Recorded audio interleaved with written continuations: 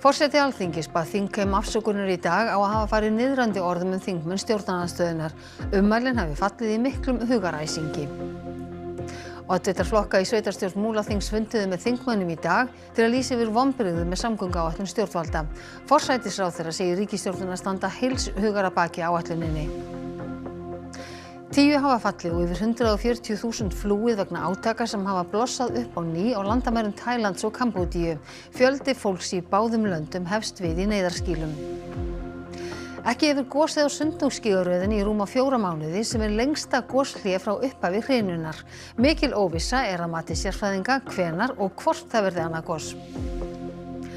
Litlir loftbelgir sem aðallega notaðir til að smygla sígarettum hafa valdið miklum truflunum í lofthelgi Litháen. Hættuástandi hefur verið lýst yfir í landinu.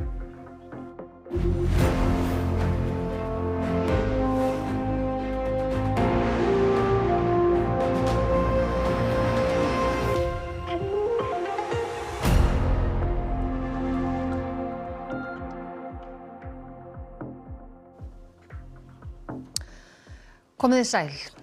Karlmaðurinn þrítugt sem var fyrir helgi úrskurðaður í gæsluvarðhald vegna rannsóknar lögreglu á mannsláti í heimahúsi í Kópavogi í síðustu viku laus úr haldi.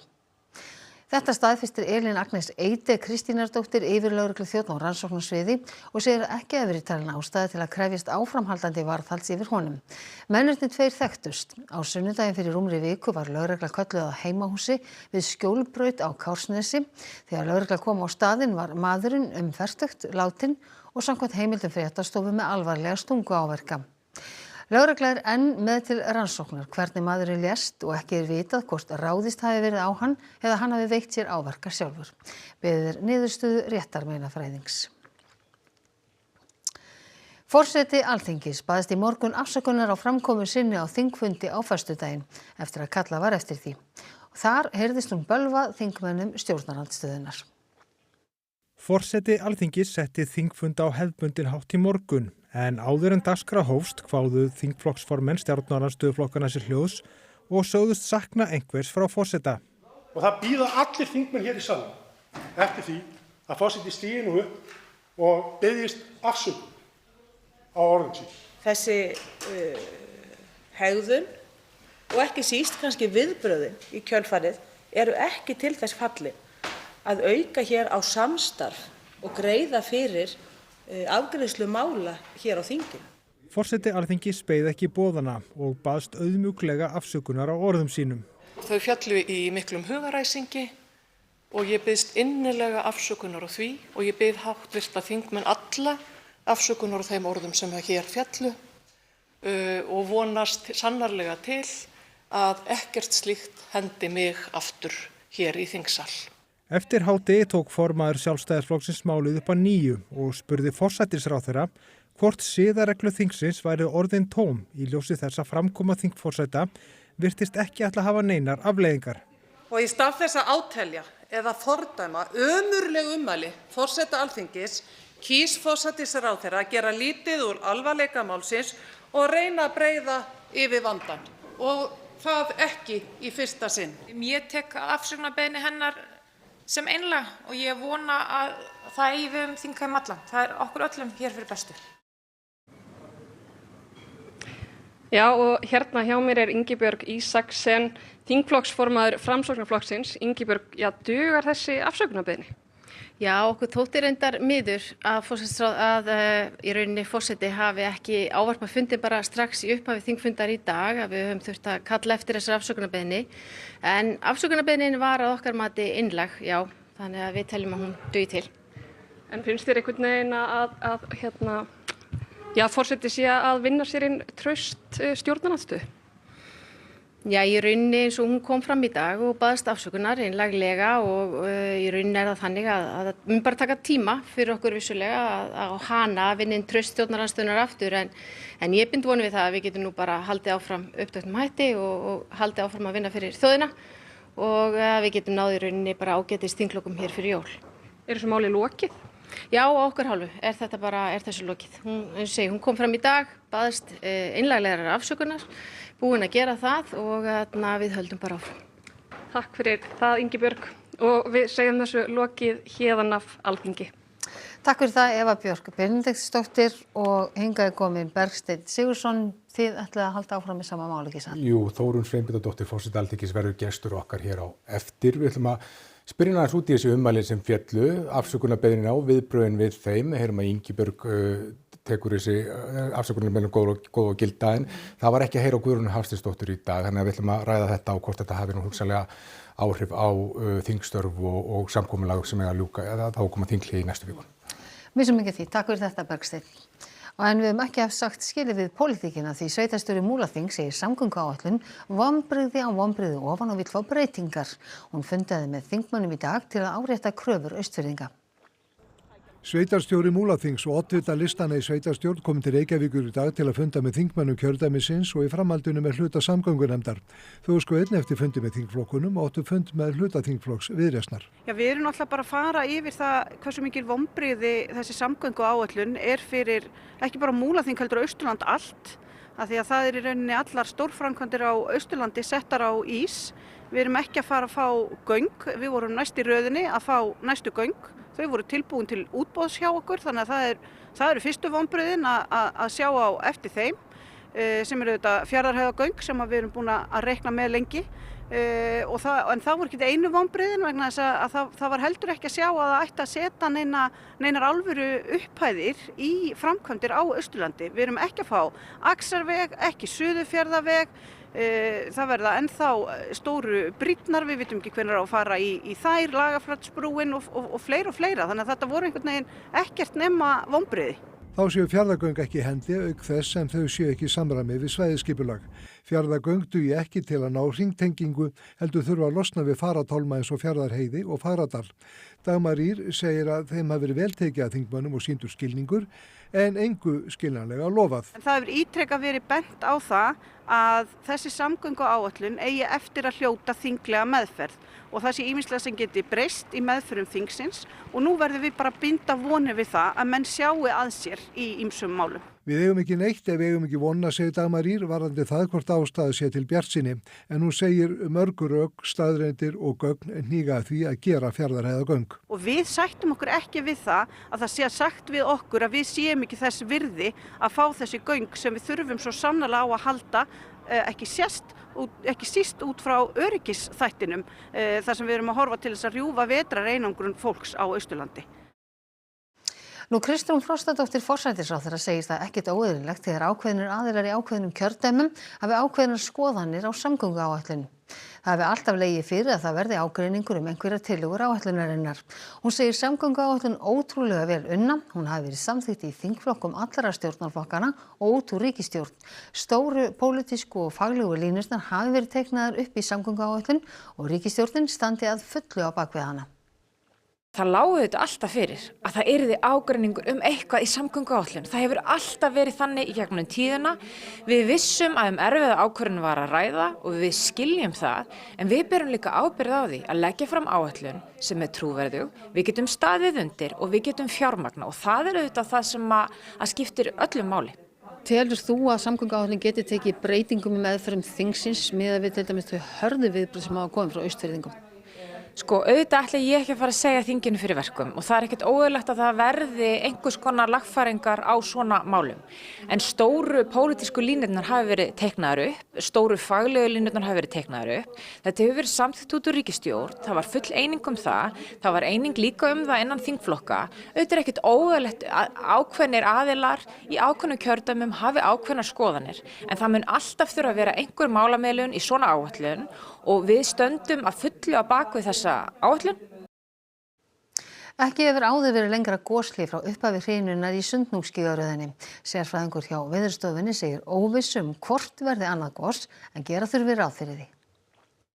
126 dagar eru frá síðasta eldgosi í Sundhnúksgígaröðinni. 9 sinnum hefur gosið þar síðan í desember 2023. Við erum að horfa á sömu þróun eins og við erum búin að vera að horfa á bara síðan að síðasta gosi lauk og það er innflæði, það er ennþá kvikuflæði inn undir Svartsengi. Skjálftavirknin er ekki að vaxa, hún er bara frekar lítil. Miðað við líkindareikninga hafa safnast það bil 19 milljónur rúmmetrar af kviku undir Svartsengi, sem er minna en fór úr kvikuhólfinu í þar síðasta gosi í apríl, en meira en fór úr hólfinu í síðasta gosi, sem var miðjan júlí.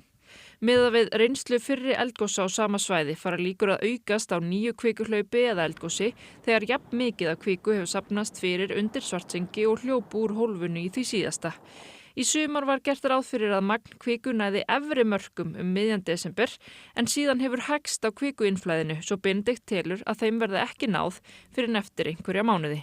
Heldur kannski 2-3 mánaða tímabili og skoðar það, þá sérðu að það er að hægja á þessu. Og það er að ýta þessum efri mörkum eða áætlunum hvenær þetta nær þessum efri mörkum aftar og aftar í tíma. Þetta þýðir líka að óvissan er meiri, bæði hvenær næsta eldgos verði en líka hvort. Og það er náttúrulega líka bara komin óvissa það, bara hvort það verður annað gos, það er ekki víst. En á meðan við höfum innflæði þá náttúrulega verður að gera ráð fyrir því og ekkert ólíklegt að verði eitt í viðbót mögulega, en það verður tíminn bara leiðið ljós. En ef Sundhnúksgíga eldunum er lokið, verður að gera ráð fyrir að virkni tímabil á Reykjanesskaga sé ekki lokið. Með hvernig Reykjanes hefur hegðað sér í fortíðinni, að þá koma svona tímabil, kannski nokkur ár, það sem er virkni á einu kerfi, svo koma kannski hlé ár eða áratugi og þá fer það í næsta kerfi og það er svona það sem maður býst við en svo náttúrulega verður það komið ljós. Volodymyr Zelenský, forseti Úkraínu, stefnir að því að senda Bandaríkjamönnum sína útgáfu af friðartillögunum í kvöld. Zelenský var á Ítalíu í dag þar sem hann hitti meðal annars Leo XIV páfa. Þeir ræddust við í hálftíma aðalega stríðið í Úkraínu. Síðdegis hitti hann svo Giorgio Meloni, forsætisráðherra landsins, og ræddi áframhaldandi stuðning við Úkraínu. En núverandi stuðningur rennur út áramótin. Zelenský sagði á fjarfundi með fréttamönnum að sumt í fyrirliggjandi friðartillögum kæmi ekki til greina. Ми не маємо по закону ніякого права, по закону України, по нашій Конституції, по міжнародному праву, якщо чесно, і морального права також не маємо. Безумовно, Росія наполягає, що ми віддали території. Ми, безумовно, не хочемо нічого віддавати, за це ми і боремось. Ви це прекрасно знаєте. Американці сьогодні шукають компроміс, буду відвертим. Donald Trump, forseti Bandaríkjanna, segir stutt í að Úkraína verði ekki lengur lýðræðisríki.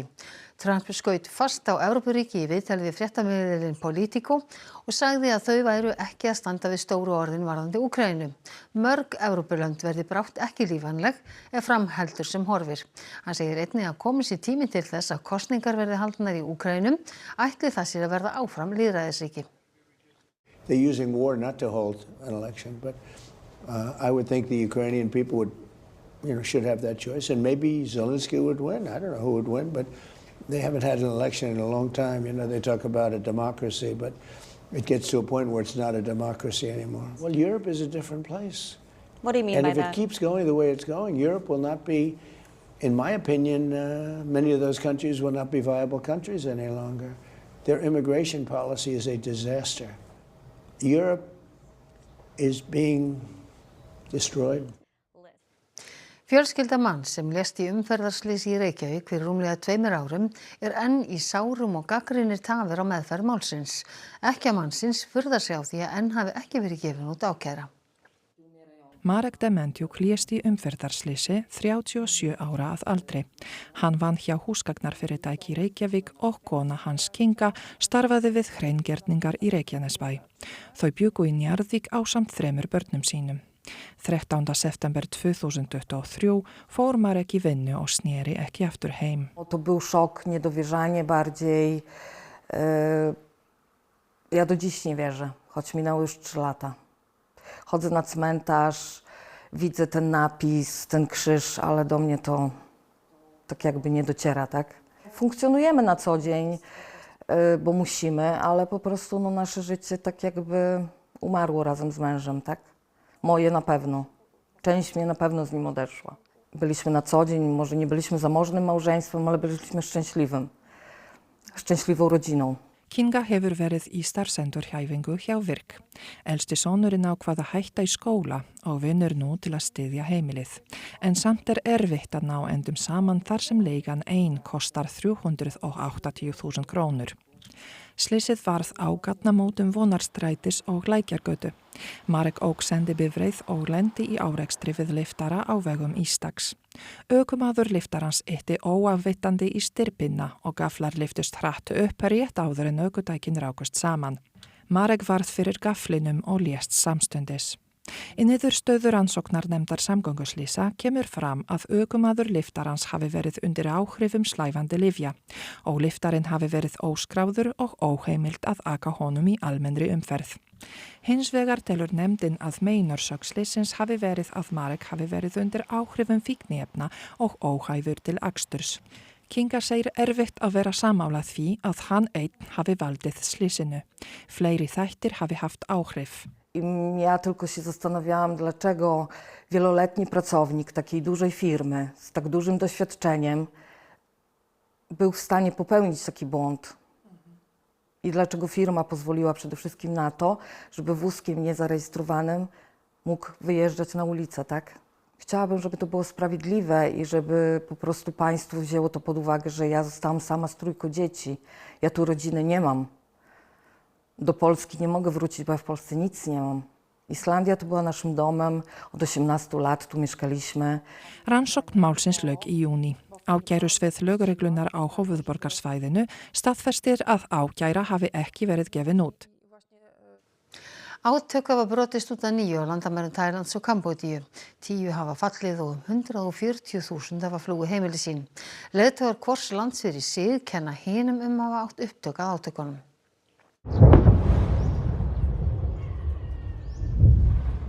Sprengingar heyrast í Tælandi skammt frá landamærunum að Kambódíu. Íbúar leita skjóls eða flýja heimili sín í stórum stíl. Átök hófust milli herja þjóðana við landamæri þeirra í byrjun vikunar. Hvor kennir hinum upptökin. ทางฝ่ายกัมพูชาเองเนี่ยได้เปิดพื้นที่การปะทะเพิ่มเติมอีกในหลายพื้นที่ด้วยกันในช่วงเช้ามืดนะครับ នៅក្នុងហេតុការណ៍ខាងលើកងកម្លាំងកម្ពុជាមិនបានតបតឡើយដោយប្រកាន់ខ្ជាប់នៅបំផុតនៅការគោរពនិងការអនុវត្តបទឈប់បាញ់ Tælenski herinn hefur gert árásir á landamærahéruð í dag. Herinn hefur á sama tíma sakað Kambódíumenn að senda dróna að tælönskum hermönnum til að ögra þeim. 10 hafa fallið í átökunum fram að þessu. Átökin hafa neytt 140.000 manns til að flýja heimili sín. Margir þeirra dvelja á neyðarskýlum og það á við beggja megin landamæranna.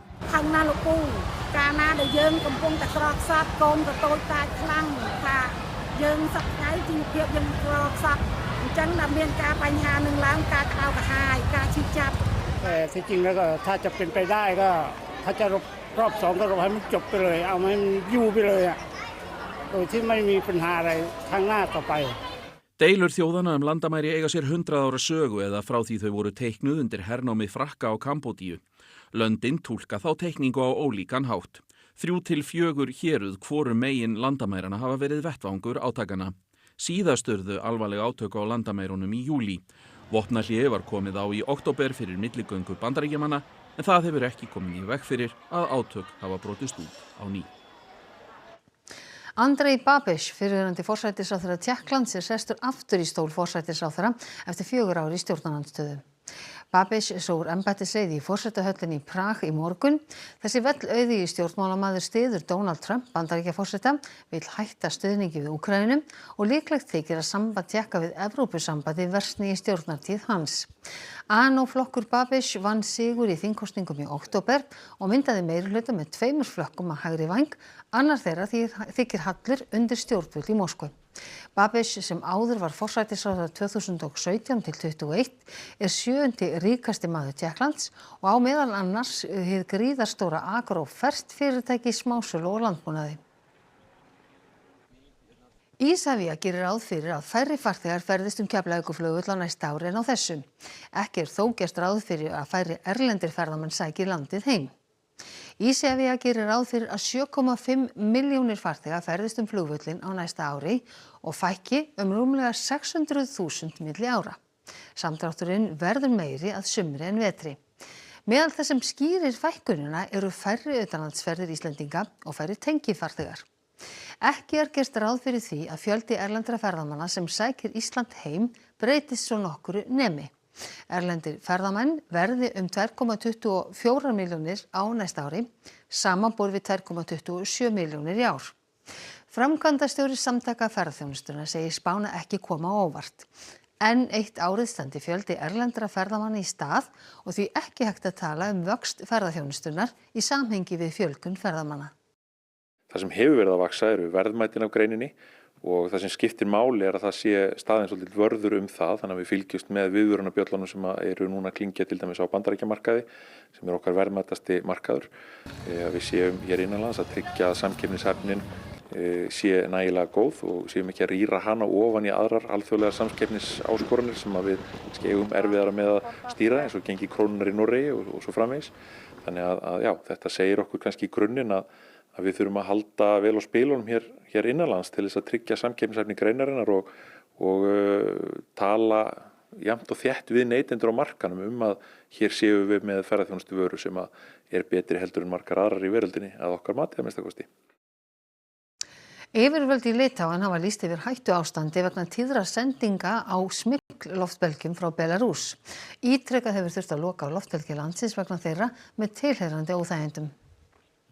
Litlir loftbelgir sem eru aðalega sendir í þeim tilgangi að smygla sígarettum hafa verið sendir ítrekað frá Belarús til Litáen síðan í október.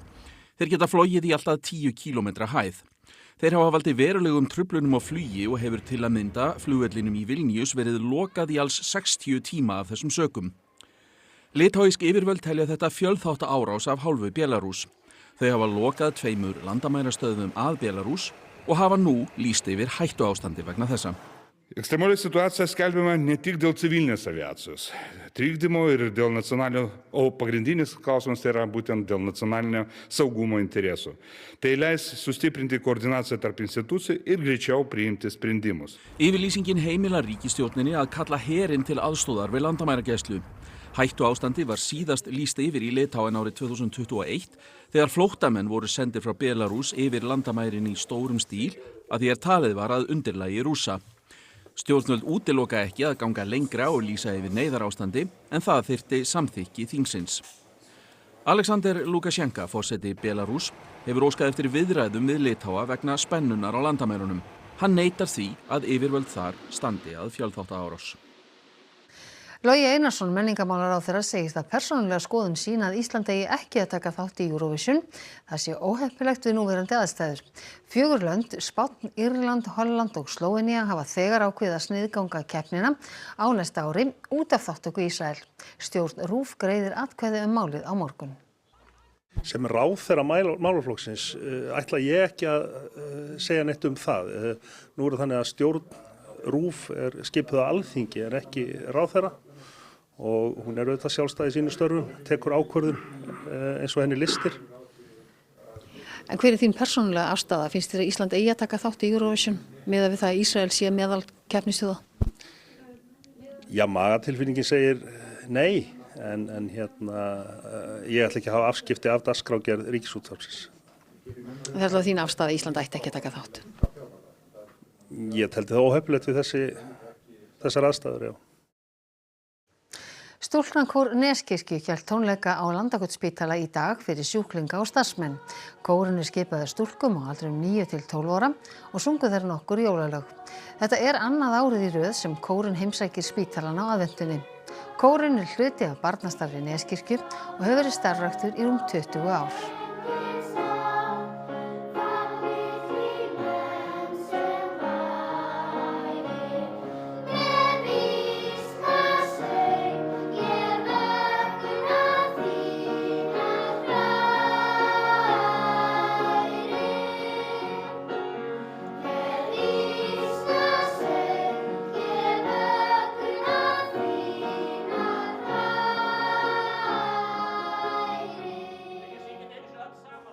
Og frá þessum fallega söng ætlum við að líta til veðurs. Lægðin Bram sem hefur valdið stormi á Írlandi í dag heldur til norðurs í átt að Færeyjum og þá hvessir heldur hjá okkur. Norðaustan strekkingur á morgun en hvassviðri eða stormur á Suðausturlandi og Vestfjörðum og gular viðvaranir þar í gildi á morgun. Dálítil rigning eða slydda með köflum en yfirleitt þurrt vestanlands. Hiti frá frostmarki að 8 stigum og það verður mildast syðst. En við fjöllum nánar veðrið að loknum íþróttafréttum. Sandra María Jessen skoraði þrennu í þýsku úrvalsdeildinni í gær en það hefur engri annarri íslenskri knattspyrnukonu tekist áður. Það mikið af góðum knattspyrnukonum búin að spila sér í deild og gaman að geta átt einhver afrek í deildinni. Útsláttarkeppnin hafin á HM kvenna í handbolta. Þýskaland og Brasilía áttust við í fyrsta leik 8 liða úrslitana. Og stuðningsmenn Úlfanna í ensku úrvalsdeildinni í fótbolta mótmæltu fyrir leik liðsins gegn Manchester United í gær. Í íþróttum hér handan við hornið. Og þá ætlum við að rifja upp helstu atriði fréttatímans. Forseti Alþingis bað þingheim afsökunar í dag á að hafa farið í niðrandi orðum þingmenn stjórnarandstöðunnar. Ummælin hafi fallið í miklum hugaræsingi. Oddvitar flokka í sveitarstjórn Múlaþings funduðu með þingmönnum í dag til að lýsa yfir vonbrigðum með samgönguáætlun stjórnvalda. Forsætisráðherra segir ríkisstjórnina standa heilsugur að baki henni. 10 hafa fallið og yfir 140.000 flúið vegna átaka sem hafa blossað upp á ný á landamærum Tælands og Kambódíu. Fjöldi fólks í báðum löndum hefst við í neyðarskýlum.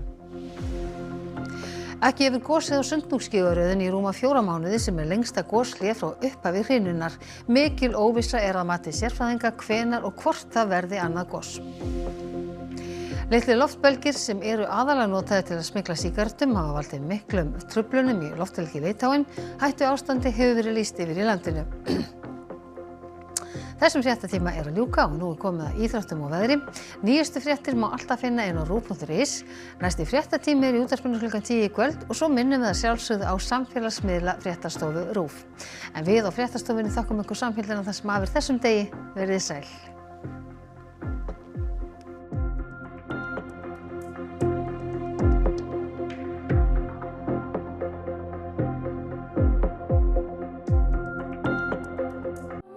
Á RÚV í kvöld. Ég hef aldrei skilið ofbeldi og stríð. Upptakturinn. Upptaka frá tónleikum þar sem flutt voru tónverk samin fyrir upptaktinn. Tónsköpunarverðlaun barna og